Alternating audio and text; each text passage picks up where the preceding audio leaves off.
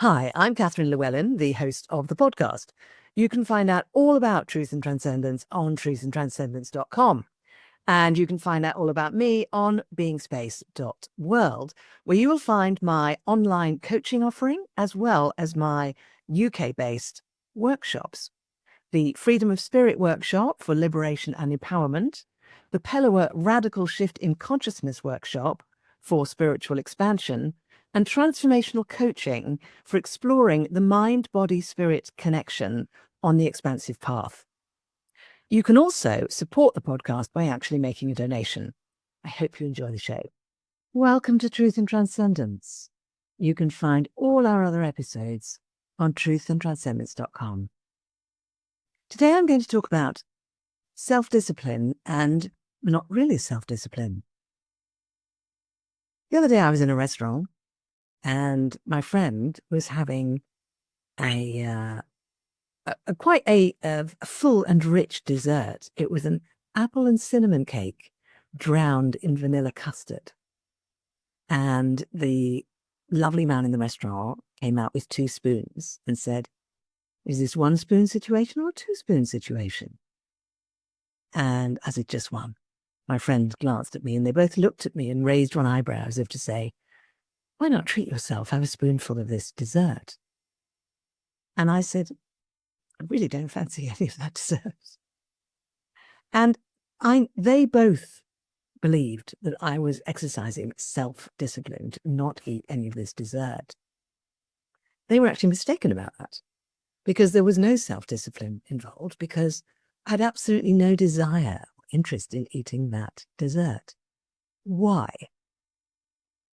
Because I have an extremely nourishing diet and I am not craving sweet things as a result, because what I do eat actually nourishes me fully, and there's a balance and a satisfaction and a fulfillment. So there's no requirement for a sweet dessert.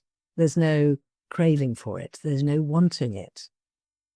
Now, this interests me as an example of something around self-discipline and around not self-discipline.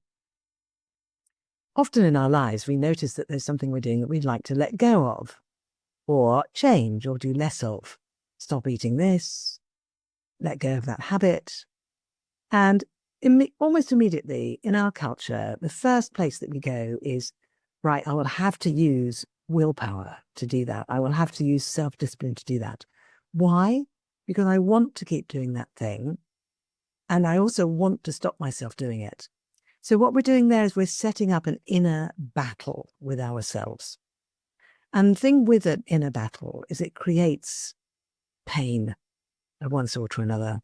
It creates distress and it uses a lot of energy, which as a result very often triggers the very impetus within us that wants to eat the sweet thing, do the wrong habit, smoke the cigarette, whatever it is, sleep with the wrong person, whatever it is, the habit that we're trying to break, actually gets reinforced by us trying to fix it through willpower alone or self-discipline alone. Whereas the real answer, in my experience, is rather than doing that, is to find an alternative that fulfills the need that's being met by that particular negative pattern, and find something else which is much more nourishing and much more fulfilling in a real and authentic sense and in a long-term sense, and to bring that into the life. And when we do that, the so-called bad habits and in some cases addictions, I think sometimes, can find themselves dropping away because we're no longer feeding them like the ivy that drops off the branch because the water's not reaching the ends of the branch and the leaves on the end of the branch, and the little thready branch wastes away and finally breaks and drops and it's gone. So that sounds all very idealistic. Thank you very much, Catherine. So I'll just get onto a really great nutrition plan, taking that example around physical food nutrition, and switch to that. And then my cravings for, let's say, Jaffa cakes or something I ate when I was in the States, which was muffins that contained in the center a huge blob of butter and also currants within the muffin. And I'm pretty sure there was a large blob of strawberry jam in the center as well. And these were also warm. And they were cooked with a lot of butter also. So they were unutterably delicious. I mean, unutterably delicious. And lo and behold, you'd eat one and you just want another one. Addictive, truly addictive. But actually now, if someone offered me one of those, I wouldn't want it. Or am I lying? Maybe I would want it, but I probably wouldn't eat it because I've completely changed the pattern within me by completely changing the behavior, by finding something that's much more nourishing and balancing. So in the nutrition world, people talk about high quality carbs with slow energy release. What that means is these carbohydrates that you eat release sugar and energy into the body slowly at the rate that the body is equipped to deal with it without spiking and without then crashing. And that's what's healthy for us. That's what works for us. That's what fits with our actual metabolism as it is actually designed. The same applies for all our other behaviors. So in relationship, we don't really flourish when we overstimulate ourselves in relationship. We don't really flourish when we are constantly after very stimulating, high climax sex, for example. I think sometimes when we're very young, we can cope with that for a while. But as we get past that stage, we actually move more into a place where slow build up, steady state orgasming, all of that much more gently paced, but equally powerful, perhaps more powerful lovemaking is much more suitable to our actual system, our physical system, our metabolic system. And therefore it doesn't create cravings, it creates nourishment and fulfillment. I don't know why I started talking about sex, perhaps because it's just such a good example for this.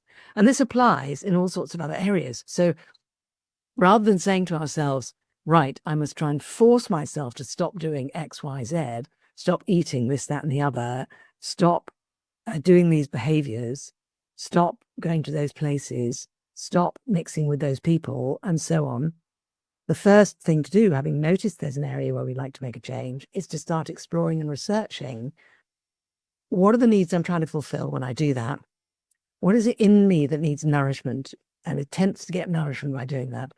What is a better way to get that nourishment? And let's explore that. And yes, maybe start to gently ramp down in those areas, but not such that we end up fighting with ourselves and throwing ourselves into a state of desperation when we would just reach out to the pattern that we're familiar with and just reinforce it. So if you think about your life, what are you doing in your life?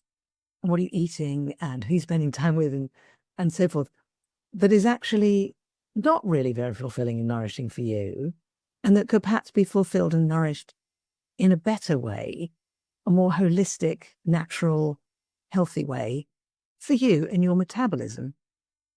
And can you kind of hold at the same time, maybe holding in one hand the reality of the things you're doing that aren't very nourishing, and in the other hand, the possibility of finding other ways that might be more nourishing? And can you hold a contextual overview around those two perspectives that says, I'm going to be really gentle with myself. I'm not going to try and drive myself and force myself through willpower and self-discipline. I'm going to actually see about transitioning gently from one to the other by researching and finding and ramping up the more nourishment fulfilling behaviors, nutrition, whatever it may be, and gradually letting the other fall away, perhaps with a little bit of help. And yes, get help from your coach, your supervisor, your whoever, your family, your lover, whoever it might be. Yeah, get help, of course. Join a group.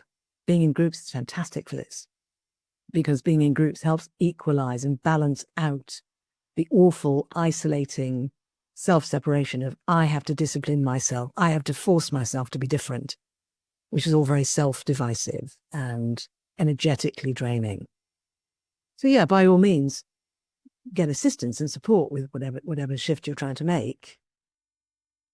But maybe do it without emphasizing the self-discipline quite so much, and emphasizing the non-self-discipline path of self-nourishment. So thank you for listening. Thank you for watching. Have a fantastic, nourishing and fulfilling week, and I'll see you next time. I hope you enjoyed this week's episode. It really helps if you give a thumbs up, a 5-star rating, a review, and share with your friends. If you're looking for transformational coaching or an intensive transformational weekend workshop experience, I can help with that. You can actually help the show by making a donation. Until next time, take care.